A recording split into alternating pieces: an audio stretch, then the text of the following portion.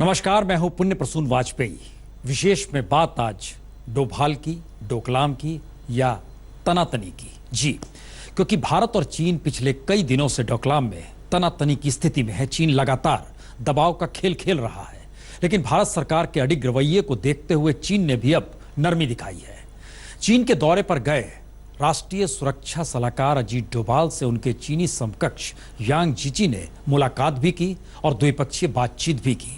सवाल है कि आखिर चीन के रुख में बदलाव की वजह है क्या?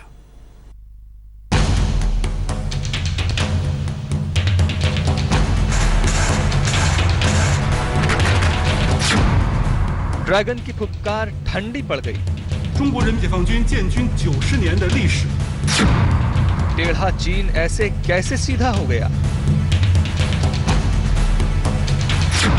डोभाल से मिलकर चीन खुश हुआ।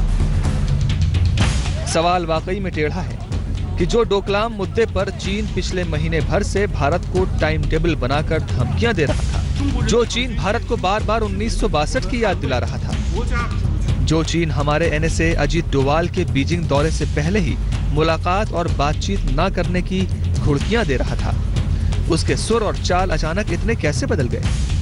लेकिन ये सच है। ब्रिक्स देशों के राष्ट्रीय सुरक्षा सलाहकारों की बैठक में शामिल होने बीजिंग गए अजीत डोभाल के साथ उनके चीनी समकक्ष यांग जीची ने गुरुवार को न सिर्फ अकेले में मुलाकात की, बल्कि दोनों एनएसए ने महत्वपूर्ण क्षेत्रीय मसलों समेत द्विपक्षीय मुद्दों पर भी बातचीत की। चीन ने इस मुलाकात की पुष्टि की है।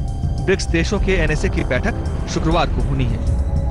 चीन की कूटनीति में आया यह बड़ा फर्क इसलिए और भी हैरान करने वाला है क्योंकि डोकलाम के मुद्दे पर चीन अजीत डोभाल को खुलकर खलनायक की तरह पेश कर रहा था।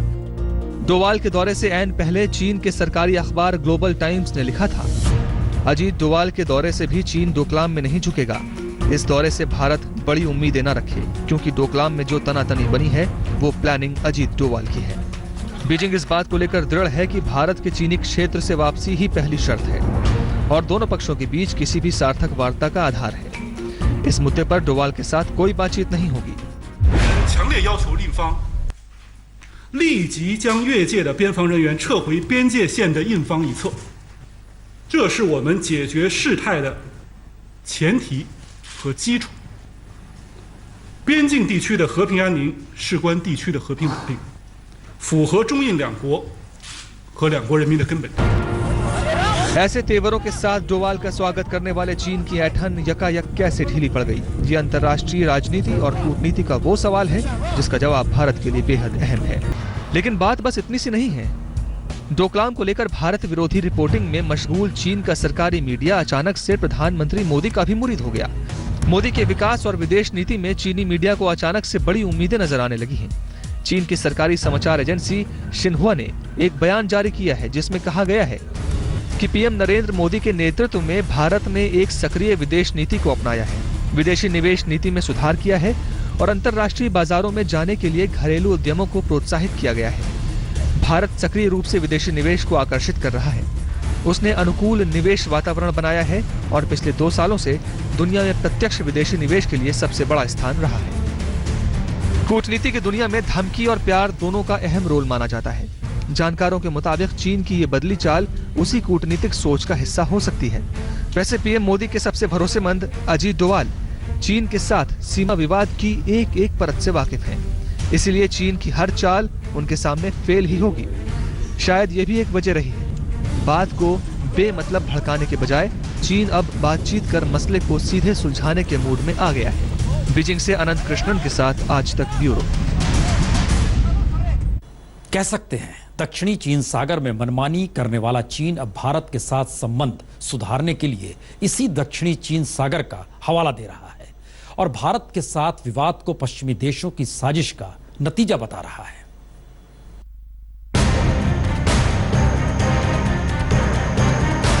ताकत के घमंड में चूर चीन हिमालय से लेकर महासागर तक हेकड़ी झाड़ने में मशगूल है। डोकलाम को लेकर भारत को रोजाना युद्ध की धमकी देने के साथ साथ दक्षिण चीन सागर में भी चीनी दादागिरी उतनी ही जोर मार रही है और इस दादागिरी का ताजा शिकार है दक्षिण में चीन का पड़ोसी वियतनाम। दक्षिणी चीन सागर में तेल की खोज में जुटे वियतनाम को चीनी धमकियों के चलते काम रोकना पड़ा। क्योंकि समंदर के इस इलाके में चीन अपनी बपौती मानता है। दक्षिण चीन सागर में करीब 1 महीने से गैस की खोज में जुटा था वियतनाम। वियतनाम ने स्पेस कंपनी रेप्सोल को दिया था गैस खोजने का ठेका। चीन ने वियतनाम को काम बंद करने की धमकी दी। काम नहीं रोकने पर दक्षिण चीन सागर में वियतनाम के बेस पर हमले की धमकी दी। चीन की धमकी के बाद वियतनाम ने स्पेन की कंपनी को काम रोकने को कहा। लेकिन दक्षिण चीन सागर के विवाद को भी चीन ने भारत के साथ खट्टे होते संबंधों में मिठास डालने का जरिया बना लिया। युद्ध के उन्माद तक पहुंच चुकी चीनी सेना और मीडिया को अब दक्षिण चीन सागर के नाम पर भारत चीन संबंधों में तीसरी ताकत की साजिश नजर आ रही है। अपने सुर 180 डिग्री पर बदलते हुए ग्लोबल टाइम्स ने लिखा है, पश्चिम में कुछ ऐसी ताकतें हैं जो चीन और भारत के बीच सैन्य झड़प को भड़काने की कोशिश कर रही हैं। इसमें उनका कोई खर्च नहीं होने जा रहा और झगड़े की सूरत में फायदा उठाया जा सकता है। ये ध्यान दिलाना जरूरी है कि 50 साल पहले भारत और चीन के बीच हुई लड़ाई में अमेरिका और सोवियत संघ की अदृश्य भूमिकाएं थीं। भारत को अतीत से सबक लेना चाहिए। अमेरिका ने यही तरीका साउथ चाइना सी के विवाद में अपनाया था। दरअसल 2011 के बाद से ही चीन समंदर के इस इलाके में अपनी दादागिरी चला रहा है, जिसकी वजह से अपने करीब सभी पड़ोसी देशों के साथ उसके संबंधों में तनातनी आ गई है। चीन के दक्षिणी हिस्से में समंदर के बड़े हिस्से पर चीन अपना अधिकार जताता रहा है। दादागिरी ऐसी कि समंदर के नक्शे में भी चीन ने कुछ लकीरें खींचकर अपना दायरा बना लिया है। इन लकीरों को 9 डैश लाइन कहा जाता है। हालांकि अंतर्राष्ट्रीय स्तर पर इन लकीरों का कोई वजूद नहीं है, लेकिन चीन पुराने वक्त में अपने समुद्री कारोबार का हवाला देकर दूसरे देशों की समुद्री सीमा तक अपना हक साबित करने पर तुला है। दक्षिणी चीन सागर में ही स्प्रैटली द्वीप समूह है। इनमें कई देशों ने अपने सैन्य बेस बना रखे हैं। इसे लेकर भी चीन आए दिन इन देशों को घुड़काता है।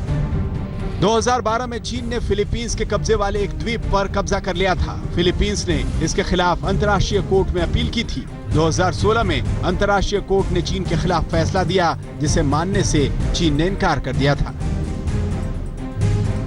दक्षिण चीन सागर में ताइवान, वियतनाम, फिलीपींस और मलेशिया जैसे देशों को धमका कर रखने वाला चीन यही नीति जमीन पर भारत के साथ भी आजमा रहा है। उसकी बड़ी फौज और हथियारों के जखीरे के बल पर चीन को लगता है कि वो भारत को घुटनों पर ला सकता है, लेकिन भारत सरकार और भारतीय फौज पर इन धमकियों का कोई फर्क नहीं पड़ता देख चीन और बौखला रहा है। दूसरी ओर चीन के इरादों को अमेरिकी सुरक्षा विशेषज्ञ भी आईना दिखा रहे हैं। अमेरिका के सिक्योरिटी एक्सपर्ट और लेखक गिलबर्टो विल्लरमोसा के मुताबिक भारत को सबक सिखाने की धमकियां देने से पहले चीन को 1979 के वियतनाम युद्ध से सबक लेना चाहिए।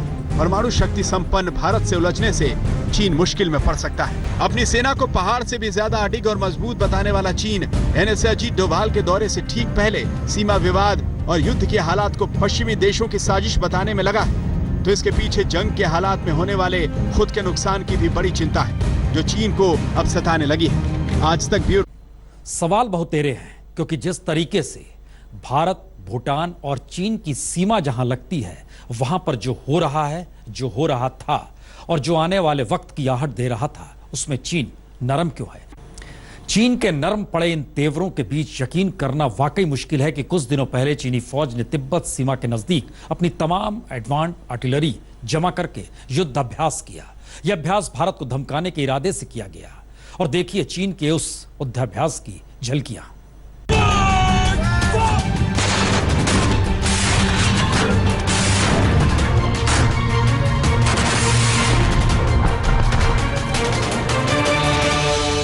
चीन की होवित्जर तोपें गोले बरसा रही हैं।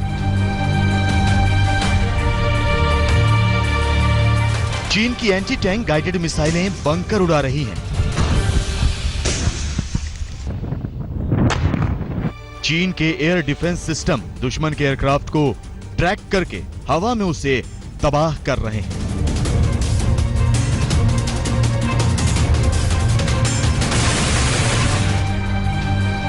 ये वीडियो है तिब्बत में चीन की सेना के 11 घंटे लाइव फायर अभ्यास का। चीन ने ये युद्धाभ्यास किस तारीख को किया, किस वक्त किया और किस जगह पर किया, ये जानकारी अभी भी सीक्रेट है।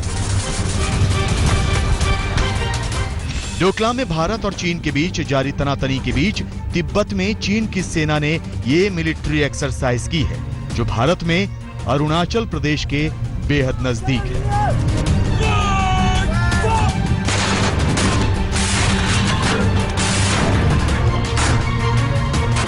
14 जुलाई को चीन के सरकारी TV channel China central television ने चीनी सेना की ड्रिल का ये वीडियो प्रसारित किया। पीपल्स लिबरेशन आर्मी की तिब्बत मिलिट्री कमांड की ब्रिगेड ने इस मिलिट्री ड्रिल में हिस्सा लिया, जो चीन की 2 अहम माउंटेन ब्रिगेड में से एक है। चीन की ये brigade front line combat mission के लिए जानी जाती है। चीनी मीडिया का दावा है कि चीन की आर्मी के इस युद्धाभ्यास का मकसद इमरजेंसी सिचुएशन यानी आपात स्थिति में जल्द से जल्द एक्शन लेने की क्षमता को परखना था।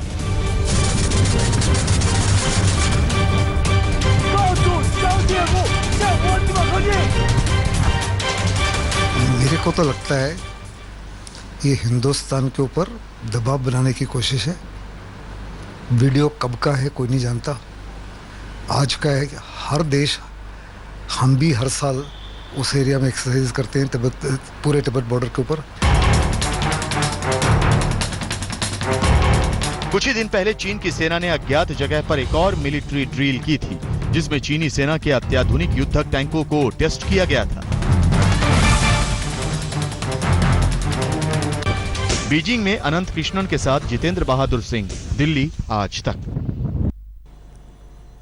तो विशेष में इतना ही।